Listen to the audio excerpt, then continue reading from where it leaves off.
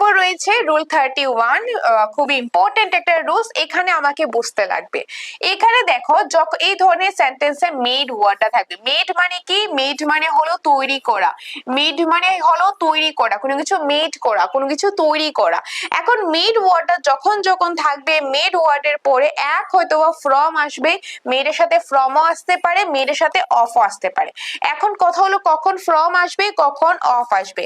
এই যে মেডের পরে ড্যাশের মধ্যে ফ্রমও আসতে পারে আর অফও আসতে পারে, কখন মেড আর কখন ফ্রম। ফ্রম কখন হবে, যখন মেড মানে কি তৈরি করা। এখন একটা জিনিস তৈরি করতে গেলে নিশ্চয়ই আমার একটা জিনিস থেকে আমার অন্য একটা জিনিস তৈরি করতে লাগবে। যখন একটা জিনিস থেকে আমি আরেকটা জিনিস তৈরি করব, তৈরি করার পর যখন দেখবে আগে একটা জিনিস ছিল ওটা দিয়ে তৈরি করেছি, আমার এখানে শেপও চেঞ্জ হয়ে যাচ্ছে, সেখানে আমার নেচারটাও চেঞ্জ হয়ে যাচ্ছে, তার মানে সেখানে আমি ফ্রম ইউজ করব।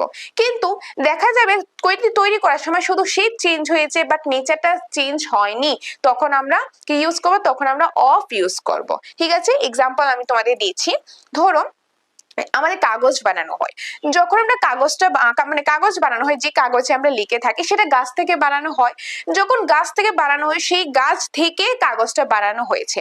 তো কাগজটা যখন বানানো হয়, গাছের এক ধরনের শেপ থাকে, কাগজটা যেরকম শেপ দেয় সেরকম, মানে একদম পাতলা, একদম হালকা পাতলা একটা শেপ হয়। তাহলে এটা শেপ চেঞ্জ হচ্ছে, আর সাথে সাথে তার নেচারও চেঞ্জ হয়ে যাচ্ছে। আগে যে গাছ, সেই গাছটা, সেই ট্রিটা, তারপর সেটা পুরো নেচারটাই কিন্তু চেঞ্জ হয়ে, সেই কাগজটা একদম হালকা পাতলা থাকে, নেচারটাও চেঞ্জ হয়ে যাচ্ছে। তাহলে এখানে আমরা ইউজ করব ফ্রম। এখন ধরো আমি একটা টেবিল বানালাম, গাছ থেকে, কাঠ থেকে টেবিল বানালাম। টেবিলটা বানানোর পর দেখবে গাছের একটা শেপ থাকে, টেবিলের যে শেপ দেওয়া হবে, চিকন টেবিল, মোটা টেবিল, লম্বা টেবিল, যেরকম শেপ দেওয়া হবে সেরকম হলো। তার মানে এখানে শেপ কিন্তু চেঞ্জ হচ্ছে, বাট টেবিল বানানোর পরও সেটা কাঠই রয়ে গেছে। আগেও কাঠই ছিল, টেবিল বানানোর পরও কাঠই কিন্তু হলো। তার মানে সেই কাঠটা কি, এটা কিন্তু নেচারটা কিন্তু সেমই রয়ে গেল। তো যখন দেখবে শেপ এন্ড নেচার দুটোই চেঞ্জ হয়ে গেছে, ফ্রম। যখন দেখবে শেপ চেঞ্জ হয়েছে বাট নেচার চেঞ্জ হয়নি, তখন আমরা ইউজ করব কি, অফ। বুঝতে পেরেছো? এক্সাম্পল দেখো আরেকটু বুঝতে পারবে। This table is made dash wood, wood। এই যে টেবিলটা কোথা থেকে বানানো হলো, উড থেকে বানানো হলো। তো মেড ওয়ার্ডটা রয়েছে, তো কাঠ থেকে, উড মানে কাঠ, কাঠ থেকে টেবিল বানানো হলো। তো এখানে শেপ, এই যে শেপ চেঞ্জ হয়েছে কিন্তু নেচার চেঞ্জ হয়নি। আগেও কাঠ ছিল, টেবিল বানানোর পরেও কিন্তু সেটা কাঠই রয়ে গেছে। নেচার মানে তার যে নেচারটা সেটা কিন্তু চেঞ্জ হয়নি। ঠিক আছে, চেঞ্জ হয়নি, তার জন্য অফ হয়ে যাবে। এই যে শেপ চেঞ্জ হয়েছে বাট নেচার চেঞ্জ হয়নি, তার জন্য অফ।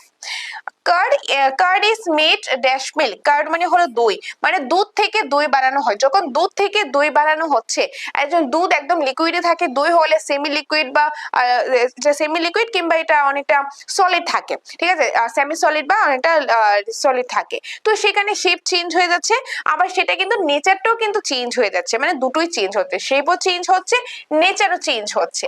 তখন সেখানে হয়ে যায় ফ্রম। কি হয়ে যায়, ফ্রম। বুঝতে পারলে, মনে থাকবে এটা। যখন দেখবে মেড ওয়ার্ডটা থাকবে, মেড মানে তৈরি করা। এখন কোন একটা জিনিস তৈরি করতে গেলে একটা থেকে আমরা আরেকটা তৈরি করব। তো সুতা থেকে বা তুলা রয়েছে, এগুলি থেকে একটা কাপড় তৈরি করা হলো। ঠিক আছে, তো একটা জিনিস থেকে একটা জিনিস তৈরি করা হবে। তৈরি করার সময় যখন দেখবে শেপ এন্ড নেচার দুটোই চেঞ্জ হয়ে গেছে, ফ্রম দিয়ে দেবে। আর যখন দেখবে শেপ চেঞ্জ হবে বাট নেচারটা কিন্তু চেঞ্জ হয়নি, তখন কিন্তু আমরা ইউজ করব অফ।